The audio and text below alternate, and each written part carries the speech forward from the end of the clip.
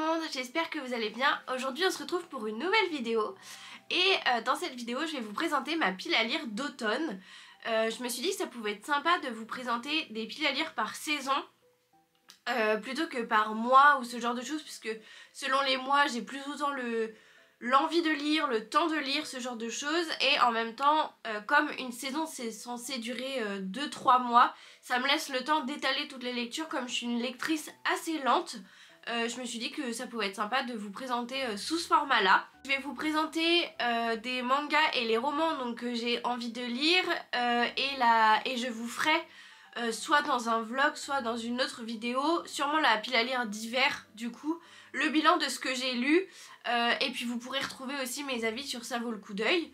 Et voilà, ça va être pas forcément des livres sous le thème et l'énergie automnale, mais au moins c'est les livres que j'ai envie de lire et qui sont dans ma pile à lire depuis moult années. Et comme ça je me dis que les présenter, ça pourra aussi être une motivation de les lire.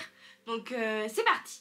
Alors la première œuvre que j'ai envie de lire, donc là je vous montre que le premier tome, mais c'est un livre terminé, enfin c'est une série de mangas terminée en 6 et c'est Le Chant des Souliers Rouges publié chez Kazé, écrit par Mizu Sahara pardon. Et du coup j'ai commencé déjà un petit peu mais je l'ai pas terminé, donc je me suis dit que c'était intéressant de vous le présenter. C'est un manga qui se passe avec des lycéens. Je pense qu'on peut considérer ça un peu comme un manga de sport. On va suivre Kimitaka qui est pas très bien dans sa peau et en fait il a fait une rencontre dans le passé et qui va bouleverser sa vie avec un échange de chaussures rouges. Lui il va passer à une lycéenne d'un lycée d'à côté de où il habite ses baskets. Et en échange, cette lycéenne va lui offrir des souliers de flamenco rouge qu'il avait un peu oublié. Et en faisant sa re-rencontre et en rencontrant aussi le grand-père ou la grand-mère je crois de la jeune fille, il va se rendre compte que c'est grâce à ces chaussures-là qu'elle a décidé de se mettre au basket dans le club de son lycée. Et là, se sentant mal et voulant donner un sens à sa vie, il se dit qu'il va commencer à faire des recherches sur le flamenco et pouvoir s'entraîner aussi dans une sorte d'école de danse où il va en faire plein de rencontres. Et en fait, au fur et à mesure, on apprend que ce jeune lycéen, Kimitaka, n'a pas beaucoup d'amis et il va s'en faire deux au fur et à mesure. Et on va apprendre tout le passé aussi des personnages secondaires, comment ils vont évoluer pardon. Et donc c'est très sympa. J'avoue que j'ai un peu de mal avec le dessin, mais l'histoire est quand même vraiment cool, donc ça permet de passer outre. Et là il doit me rester 2-3 tomes à lire, donc c'est bientôt fini et j'ai hâte de vous en reparler parce que c'est vraiment chouette et le développement des personnages est très cool aussi. La deuxième série de manga que j'aimerais lire cet automne, c'est 100 jours avant ta mort. Donc pareil, c'est une saga qui est terminée en 5-6 tomes il me semble. C'est publié chez Glénat et c'est écrit par Migihara. J'espère que je prononce bien. J'avais déjà lu les 2 premiers tomes, mais en fait comme j'étais pas à jour, j'ai mis de côté et après j'y suis plus jamais revenue. Et donc là on va y suivre encore 2 lycéens. Ça va être Taro qui est en fait amoureux de Umi depuis très longtemps. Et il va déclarer sa femme plusieurs fois et en fait elle dit toujours non. Et là la 4e fois où il le fait, elle dit oui. Et en fait Taro il a un pouvoir un peu surnaturel, c'est qu'il peut voir l'espérance de vie des gens qu'il fréquente. Et là en fait on se rend compte que Umi elle a 100 jours avant de mourir. Et donc le but ça va être de suivre un peu le développement de leur relation et comment faire pour empêcher la mort de Umi et au pire de retarder l'échéance. Donc voilà, j'ai eu des bons retours dessus, donc j'ai hâte de le lire. Et pareil, je vous tiendrai au courant de ce que j'en ai pensé. Et ça, j'aime beaucoup le dessin, je peux peut-être vous montrer un petit peu. Hop, c'est très rond, c'est très doux je trouve. Donc je suis plus fan des dessins un peu ronds que plutôt quand ils sont très anguleux. Mais voilà, donc je vous tiendrai au courant. Ensuite, nous passons au roman. Je n'ai pas pris la hype de la saga Season de Morgane Moncombe. Et donc je me suis dit qu'il était temps de rattraper ça. Et donc le premier roman que j'ai envie de lire cet automne, c'est Un automne pour te pardonner. Donc c'est Morgane Moncombe publié chez Hugo Roman. J'en ai entendu que du bien de cette saga là, donc c'est une saga où il y a un livre par saison, donc ça sera l'objectif aussi de les lire à ce moment là. J'avoue que je ne sais plus trop de quoi ça parle, mais ça m'a toujours donné envie. Je vois que sur l'arrière c'est pour un public averti et il y a marqué romance psychologique, donc voilà, je peux vous lire un petit peu le résumé. Avocate en devenir, Camélia est passionnée de crimes non résolus. Ça tombe bien, Rory Cavendish, son ancien bourreau, vient de mourir mystérieusement. Le présumé coupable du meurtre, c'est lui, Lou McAllister, le meilleur ami de Rory, le garçon qui l'a humiliée il y a 10 ans et qu'elle n'a jamais oublié depuis. Camélia saisit cette chance pour résoudre sa première enquête et satisfaire sa soif de vengeance. Et moi j'avoue que ça m'intrigue un peu, même si je pense... En fait je crois que j'ai jamais lu de Hugo Roman comme ça, New Romance, donc ça va être une première en plus. Donc voilà, hâte de découvrir. Il y a quand même pas mal de pages, il y a 426 pages, donc voilà, hâte de découvrir. Et je me dis que c'est pas mal pour l'automne, ça sera 2 saisons et je pense que ça sera un peu léger quand même. Ensuite, on continue avec les romans.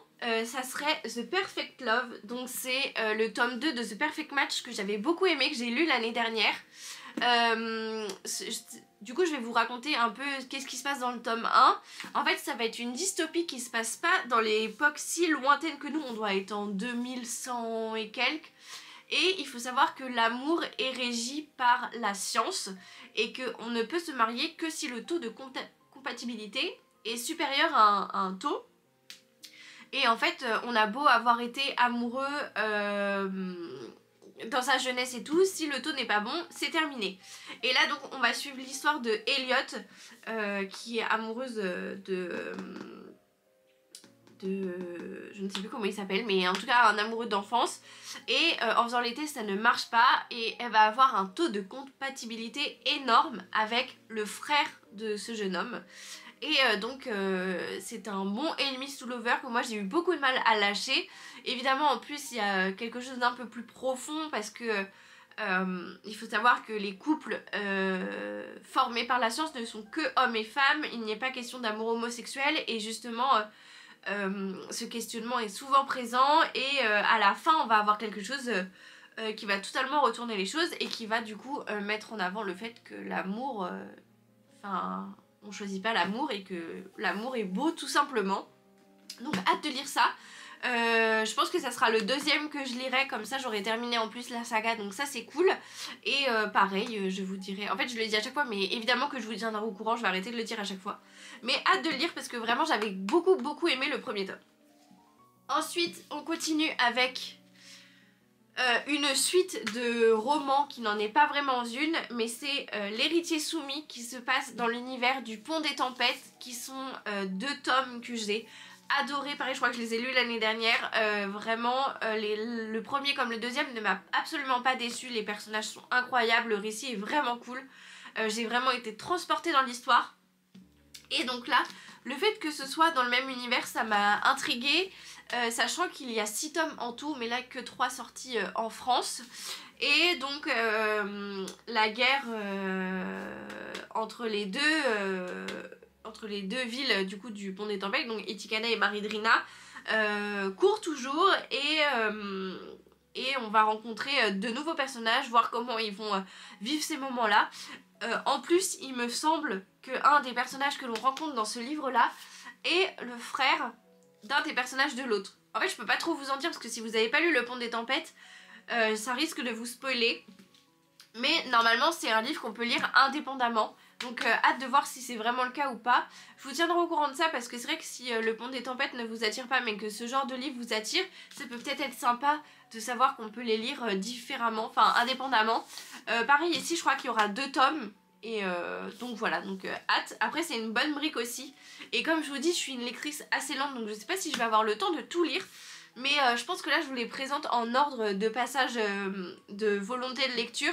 Et de toute façon, ce que j'ai pas eu le temps de lire là, ils seront reportés dans la palle d'hiver. Même s'il y aura d'autres livres ajoutés, au moins ils seront quand même switchés entre les deux palles quoi.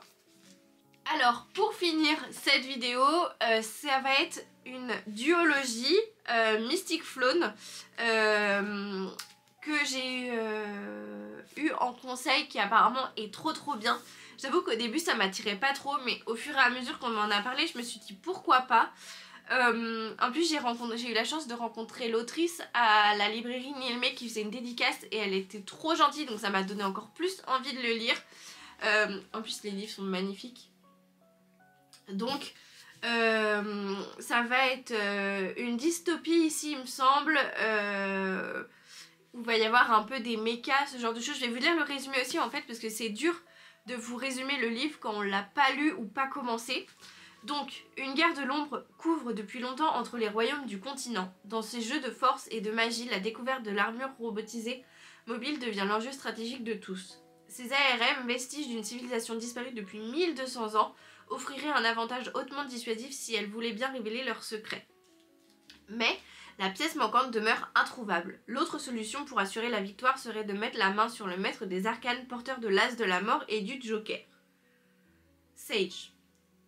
Héritier malgré lui de ce pouvoir destructeur, il est traqué par ses capacités et trouve refuge à la prestigieuse Université des Magies. Il y rencontre Diba, une émotionnelle que tout le monde fuit à cause de ses dons aussi dévastateurs qu'incontrôlables. Tous deux vont tenter de percer le mystère qui entoure l'origine des ARM sans se douter que ces robots de guerre ne sont pas le pire des menaces à craindre. Donc voilà, j'avoue que le résumé il m'a donné assez envie, puis ce côté un peu magie, voilà, ça me... Je sais pas pourquoi, un peu ce truc cartomancie aussi, donc hâte de voir. Et je pense que c'est à peu près tout pour les livres que j'ai envie de lire, il y en a assez pas mal. Je pense que les mangas, j'arriverai tous à les lire sans problème parce que je lis un manga en 1 heure, donc normalement ça devrait aller, surtout que les souliers rouges j'ai quasiment fini. Mais c'est les romans où je risque d'être un peu plus lente, donc voilà. Après j'espère augmenter un peu mon rythme de lecture, je pense peut-être lire en journée aussi parce que je lis beaucoup le soir ou le matin, mais j'avoue que si je pouvais me poser un peu en journée au lieu d'être sur mon téléphone, de prendre la lecture, ça pourrait être sympa. Dites-moi si vous avez lu des livres que je vous ai présentés, qu'est-ce que vous en avez pensé, est-ce qu'il y en a qui vous ont donné envie, et vous du coup qu'est-ce que vous aimeriez lire cet automne. Ça m'intéresse toujours de voir un peu vous ce qui vous plaît, en plus ça peut me permettre de découvrir des choses. En tout cas je vous fais plein de bisous et je vous dis à la prochaine pour une nouvelle vidéo. Bisous.